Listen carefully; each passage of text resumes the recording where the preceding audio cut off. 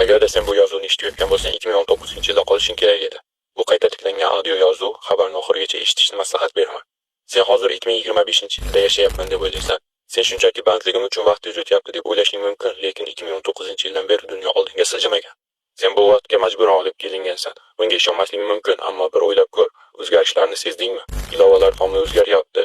Aktyorlar g'alati rol ijro etmoqda. Musiqalar g'ayriodiyligidan ulardan ma'no izlab topib bo'lmaydi. Sen 2019-yilni hamma narsa normal bo'lgan yil sifatida eslashing mumkin va to'g'ri eslaysan. Sen o'sha yerga tegishli eding. Vaqt ichida so'nggi to'g'ri joying o'sha edi. Sababi sen bu versiyaga mos kelmaysan. Bu singan yil deb ataladi. Ekran vaqtini tekshirib juda uzoq uyg'oqsan. Bu charchoq emas, bu yemirilish. Qachondir hamma narsa qanchalik g'alati bo'lib ketganini faqat senga sezilayotgandek tuyulganmi? Bir esla yoshliging rang-barang edi. Osmon esa yorqin, hozir esa atrofingdagi hamma narsa soxtaga o'xshaydi.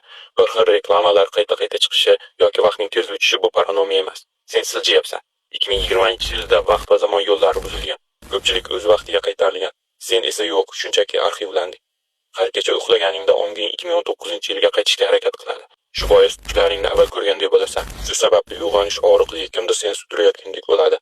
Agar hali ham 2019-yil deb yozilgan kalendarga duch kelsang, unga ergash, lekin ehtiyot bo'l. Ba'zi eshiklar tuzoq sifatida o'rnatilgan, ba'zi soatlar orqaga qarab yuradi. Buning sababi bor. Va agar kimdir 2025-yil eng yaxshi yil deb aytsa, qoch, chunki ular kimligingni eslaydi va senga ulardan kerak bo'lgan yagona narsa bu seni vaqting.